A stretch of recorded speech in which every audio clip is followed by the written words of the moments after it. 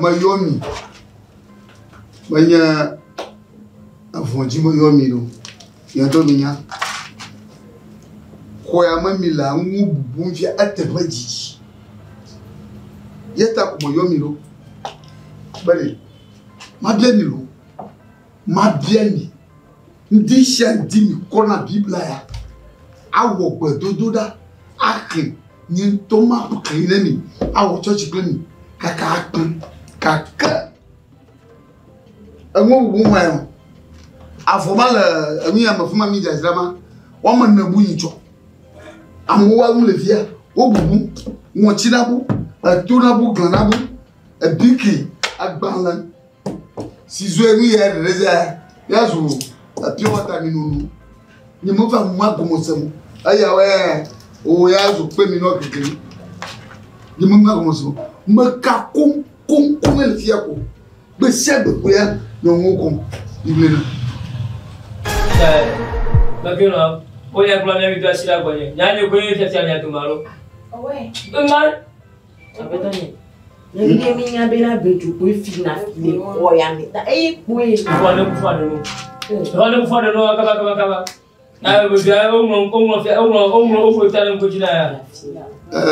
Agosto. Abo, minha mãe para não. Mas bom, minha mãe ba ju fina ficha. Kaka fifia, maga te fifi. Ba ju ma chama nyanyi ba ko wana. Kaka ba banga kama. Ba ju trojima.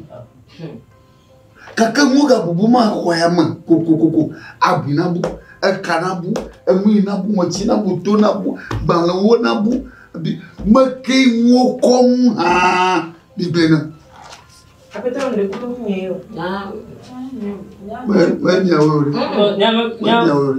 nya maga domo pau wale no ma ko le ka sito nye wela amoto amoga kom le ko maga simu o masi anyo anyara kamala simi manya ngwi o gamala na fa panya wari amanto shi je garoki nyama ngwi o gamala aku anakdo makan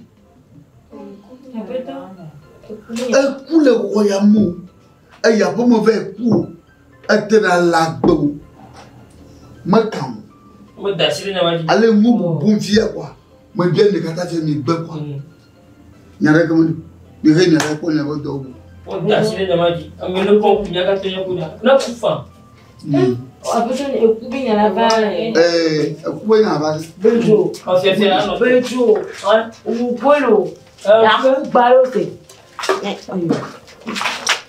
Vai maconda. Nyamavo, ni o neva mu. To adu fura to nanga. Bible la komofia, ni ha gbon won la ka, ni gatiti. Mukuru. Ha? Akoyati. Na so vona. Amuba vonabu, ni so vodere ka, wabu. Magic kaka nyama kokoko. Me dia ko me habe mako. Me dia ko me habe mako. Ya gboro la. Ayo. Okay. Yana le factanya kwa. Akofia. Toma. Chomba madai fa. Chomba. Sio. Akwa. Nyadema. Fia. Ye chaga. Proko ya. Digano tondon.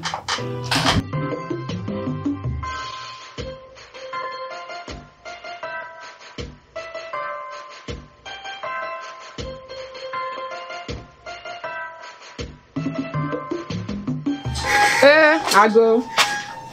What's that? Chez. What was it? Ndi. Ovado. Mbadoro. Hey. Lai. Mbado. Kon ko la gbamera. Leko. Potire ngba potire ma pon. Fora. Lura. Noti. Yo mle si be ko so fa na sori. Oh, ìyàwó wọn lo. Oh, ìyàwó wọn lo po. Le na gbo.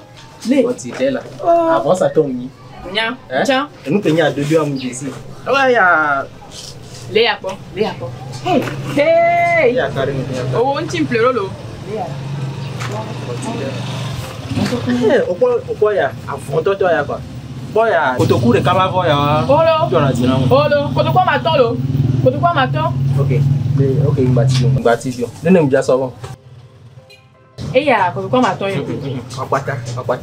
Oh, papa. Oh. Bon amako. Yo.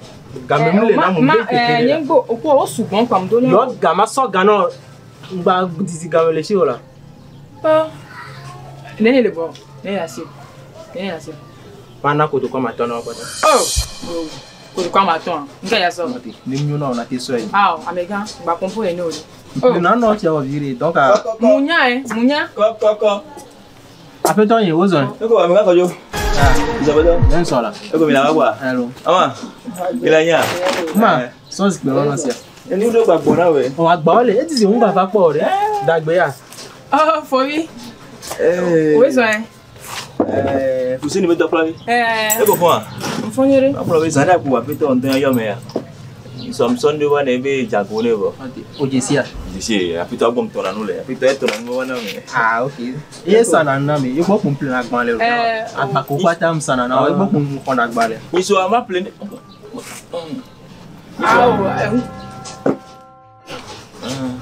Agbaye do ere bi gba so na. E ala je oyun re ro. Nke o sa fo ya be de na yin so donkun. Wa se ya na ma. Maso na so ma plan na so ni mi so anko e. Yawa. Na kwa ya champe. Kwa ya so fun mo ko do la ma gba me da. Oh. Akokola. Tata bi ya ke so wa. Ai ko sara gba na. O gbo kun plan na ga si aga. Mire. Nke. Mo afo ya pepe o sara yin so ya ma.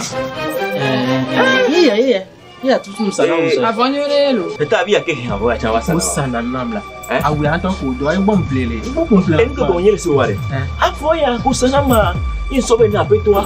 Bi ni tonam. Ya peto wa yo mbe na abo abe ye ngba nya fi ko to nyanu fi ko kwa wale ma. Plan la sime. Ko ko na gba le basana na. Asime. Asigame. Enya nyim se. Asigame. Nyam saton mi. Abo ya peto to na mbe na. Yin to yin ba play abo ya le amega ko nyu agbo. So ya peto bo. Apeto to na abo ya be na yin gba ya fi ka bo agbato. Sigba. Info. Avoyo. Nyanu bi. Ba pro fi je. Kila ya peto agbo. Nyam abo ya ko le gbo. Le ko mo ya ko le gbo. Abo tu bon la sime. Along dadia. No ne ma se go me no te ma trompo. Ya je sire no na von yo ba. Iyala. Avon nu ko sana me ye. Nene ko we newe. Afonya. Obe nyonu bi ya ko ba sana na le. Ye ko sana na. Ne ma se go me apeto obe nu ko mi so wana ne. Gbe abebu, eso abebu a. Ewo le la se le. Ko ya so pe ba ko so. No bi. Lo ko ta bi. Na ko je ni apeto agbo. Wole ka wa. Bo ne blue. Take mo. Enu ya kile fi ya. Ne ma play bo. Ba bi na mba ti Ne ma play bo. to ku ya to. Ye so so na so na bo. E ko be nya. No bi. Lo la ko me. Ya ko to fi ja. Apeto agbo. Ere go me de. Gbe ka wa. Hey. Ya. Ma wo se. Nyama ke be bele blon lo. Note la. Note. Nyama jo ko yo de. Abo ya ne play bo la.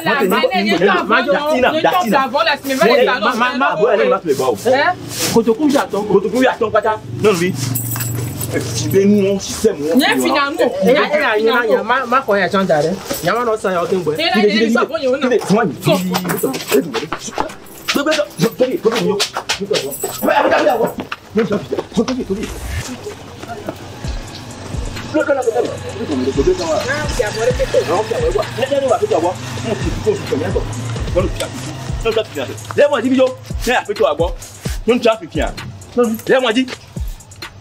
On le trotte à quoi pour le poème, fiafi. Il m'a quoi? Non fiafi, non gros ya, non via, abi fian. Là pour toi.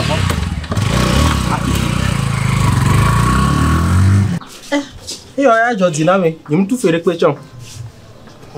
Ya mati se kotoku wo.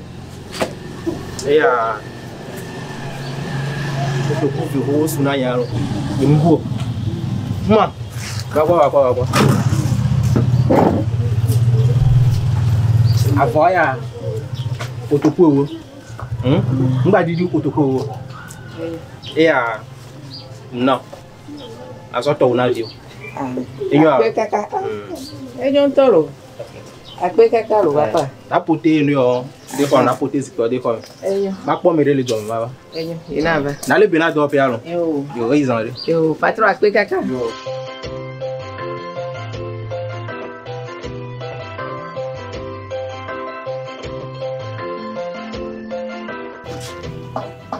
Lebele. Wande anyaba na de la fond du lit do quoi. Elle ben na li mu ni fine. Na nyakpo na do wa nyakpo wa juama. Kaka na do hanya chi kwa aba no ime. Ha? Ba ju lebele no ki olo. Yo patron. Ayo. Amu bro no we. Don to be bu do kwa. Na no awunya chi cha do ma. Apo wa do wo. Wa do. Yo mata ma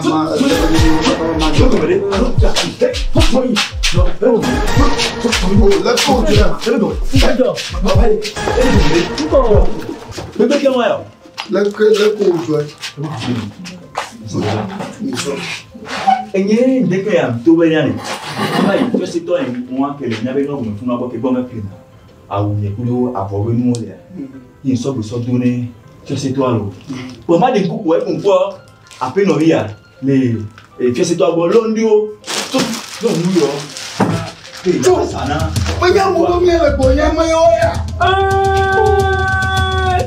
Bien belle. Oh aussi. Fianto connaît voleur. Et donc minto lo. Et on sort ton nom.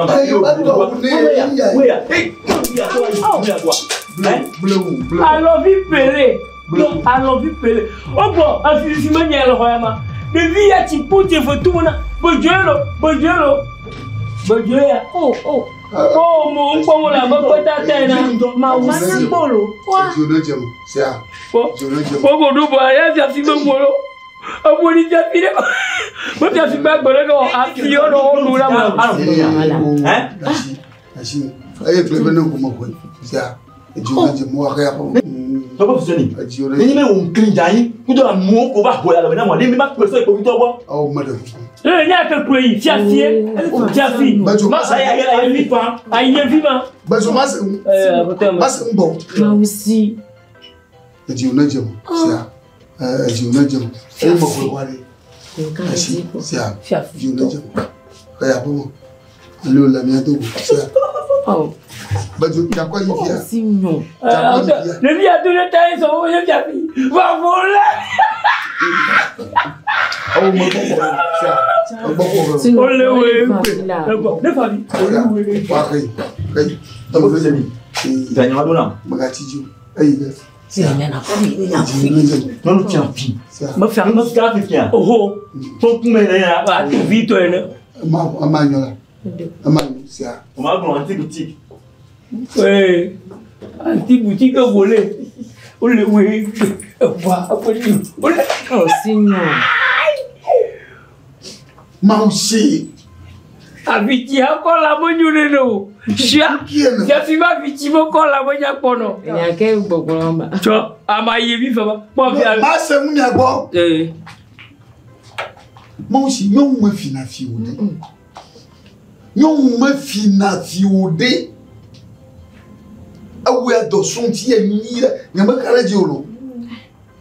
Ni ma nya ba we awo nya. Pale to mpanda. Mausi. On connaît la chou Mausi a. Le coucou fifi.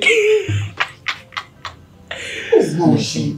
Viti mo ko la bag bleu vous deux tirer. Ay Mausi. Ba bien pour moi quoi. Ba pas de ouais quoi. Ayo. Mausi. So mo dire. Ba ka fo do viagem. Comment là? Bonne comment là? Trop vite. Ala ba manyanywe ba na la fia. Mo ga mo. Oh, il ne fait fia. Il ne fait fia. Ba ka fo viagem. Tiga voto ko cha. Ba ba no bo aba blidi. Ba agba ewu do. No aba ko free ni. Ama quoi? Patron de. Regarde. Hey, apa? Apoto ada buku. Tena Togo do bana. Apeto de buku. Apoto ada buku. Wow. Ni o muna musu. Ni o muna musu. Yang bo fila fia. Dia mi do ma debeli. Ebu yo bubu mama ke do ya dam. Ya kata mi diru re batu. Ha? Agba. Yo ma fila fiore. Je vais t'en venir. Ma wa hashi te fia, ma wa hashi ya. Atina tia. Aweje tubo fanya, weje tubo nya komala. Ha? Magwa ko. Mi nyamba ye wo komala tia. Olo. Mi manya wo. Imi mama ga oga kawa. Awo oga. Kaya bono. Maga drop for fiazo. Akpa awudo na jimu mama na fu. Akpa. Kaya bono. Apetani. Il y a job profito amantoto yiba mulama. Ha? Ma usin kia na wo. Toli de moi.